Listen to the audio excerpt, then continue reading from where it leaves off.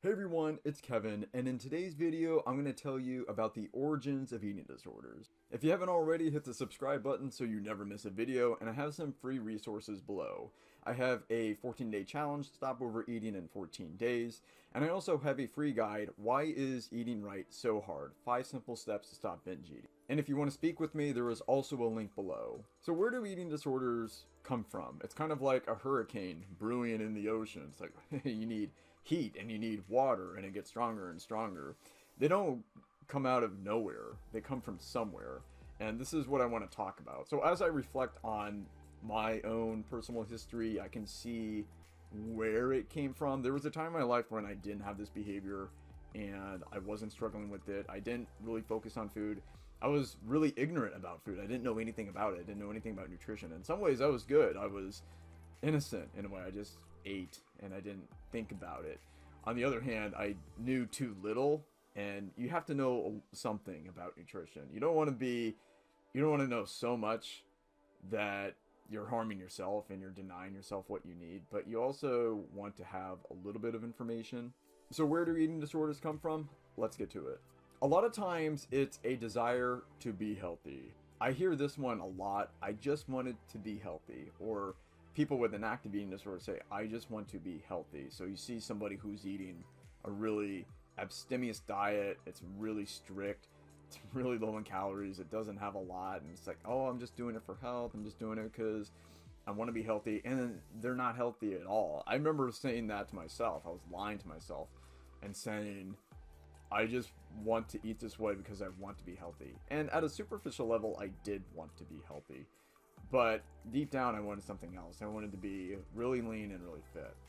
And that meant I had to deny myself what I needed. So a lot of times, if you hear somebody in your periphery and they're not eating correctly, or you notice changes in their behavior and they say, well, I'm just doing it to be healthy, sometimes it's a telltale sign that something is off, because it's a lie that they're telling themselves to justify behavior. Another risk factor for eating disorders is insecurity. I was very insecure when I was in my early 20s. I think a lot of people are, because you don't know where you're going, you don't have a lot of value in the marketplace, you don't have a lot of skills, you're probably struggling in college, and you're just finding your way, you don't know where your future is going.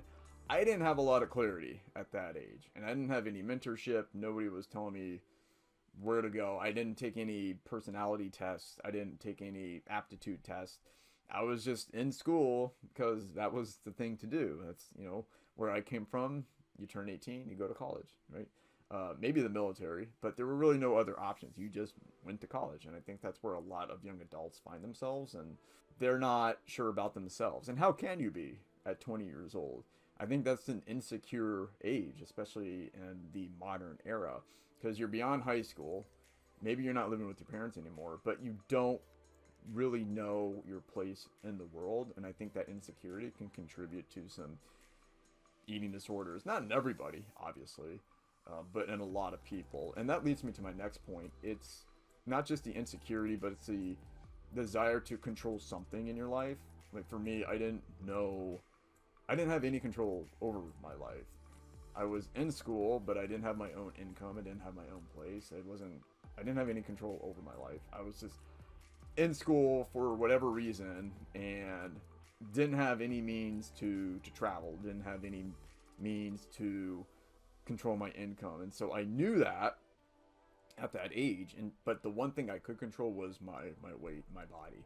And this is common among people with eating disorders because it is the one thing they can control. They can control what they put into their mouth. Now that control can disappear really fast, as I found out, because I did have a lot of control, and then I was chewing and spitting, then I was binging, purging, and that was the next 7 or 8 years, 10 years of my life. So the one thing I did have control over, what I ate, disappeared, and I didn't even have that anymore. This is why a lot of disordered eaters are always looking at nutrition labels and menus, and they want to know exactly what is in their food, or they weigh their food, for example. They want to have that control. It's not really about health at that point. It is about control. It's like, I want to have total control, and I want to have all the numbers, and I want to have all the facts.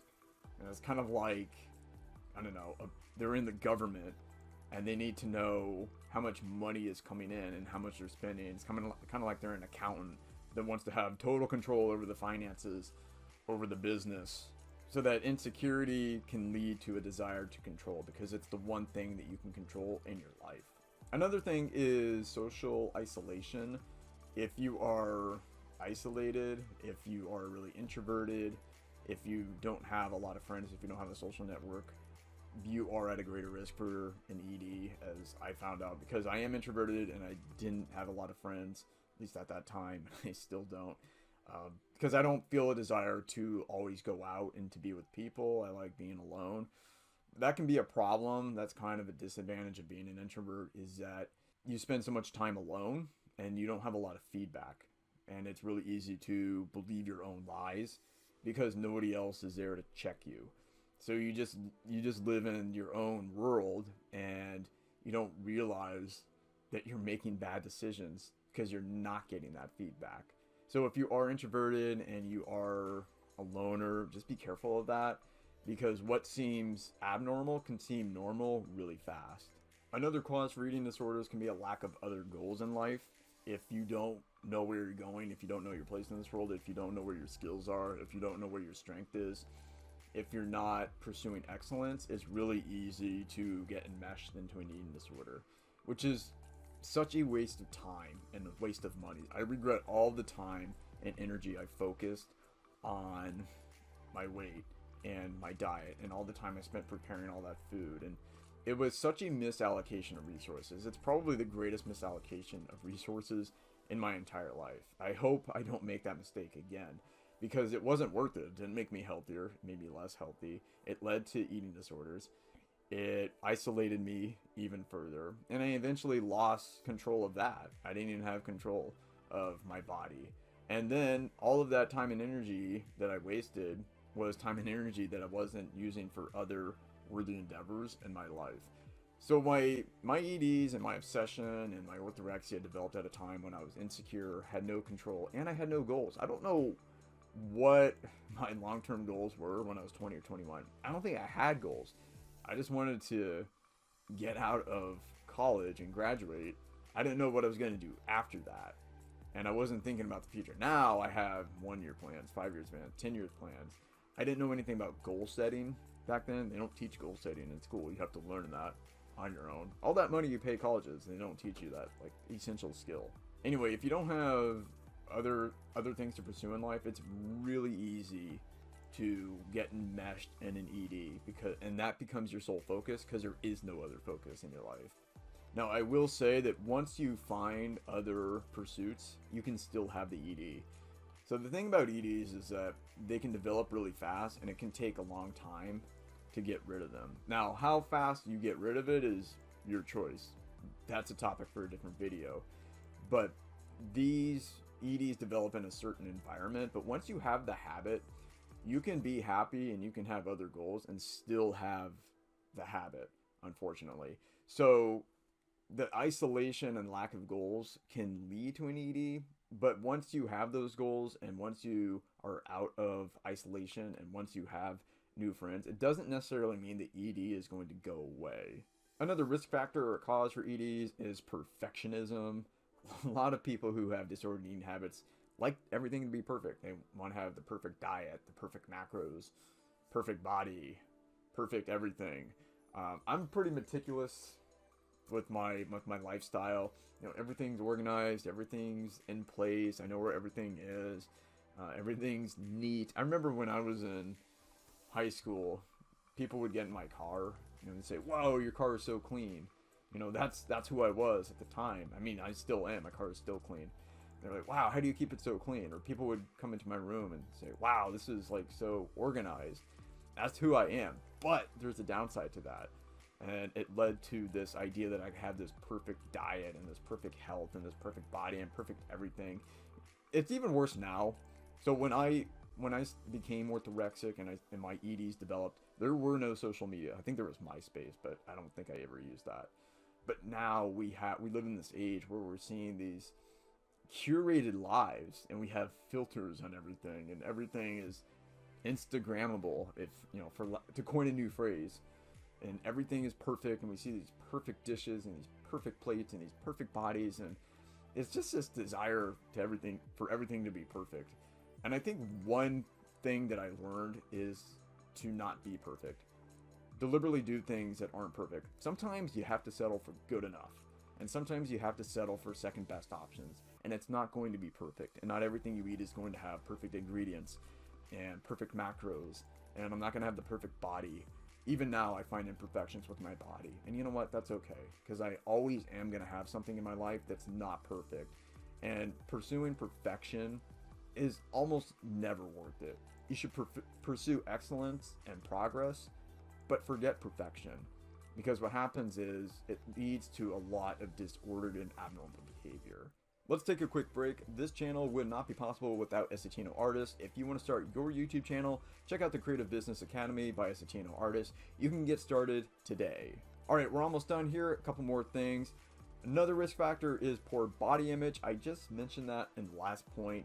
If you have poor body image, it's really easy to start restricting and to start denying yourself what you need in order to obtain that perfect body. And now with social media, it's even worse, because we see all of these perfect bodies and all of these just amazing looking people, and that's fine. It's fine to aspire to better health, to a better body. I mean, we're all vain. You can't pretend not to be vain. Okay, it's part of who we are. Especially if you're single and you're trying to attract people, you know, you're gonna have to care about your image. I'm sorry, it's just the way it is. But if you have serious body image issues, it's really easy to develop an ED and to go on a really strict diet, because then you make your body image and your physique your number one thing. What you should do is focus on your behavior and your habits first. If you can nail those, you can have, I don't want to say any body you want, but it's going to be a lot easier to have the body you want. You're going to have to accept your body's natural shape. So there's all sorts of different shapes. You know, there's like inverted triangle, there's square, there's trapezoid. I don't want to go too far into that. We can't really change that, but you can definitely change, you know, your body fat percentage. You can get a pedicure, you can get a facial. If you're a woman, you can, I don't know, do something with your eyelashes or your eyebrows. I mean, women have a lot more options in that regard. You can make your hair look pretty. I mean, there are so many ways to become more attractive, and there's so many ways to modify your physique and your performance, which is what you should be pursuing, by the way. You should be pursuing fitness and performance, because people are attracted to fit people. So don't get so hung up on, you know, the weight and how you look. What you should be pursuing is performance and excellence in every area of your life.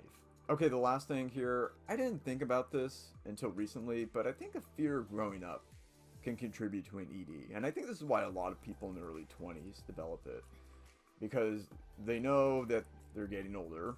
When you're 21, 22, you're not that old. But I remember seeing people in their 30s, 40s, 50s, and they were out of shape, they had dad bods, and I just, for whatever reason, that just scared the crap out of me. In some ways it still does.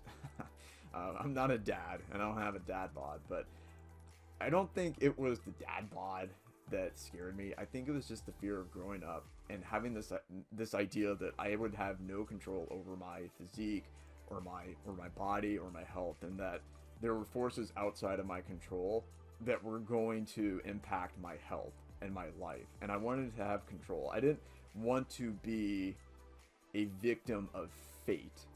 You know, I didn't want to be 50 years old and be 30 pounds overweight. I didn't want to think that was inevitable. So I think it was that fear that drove me to the extreme.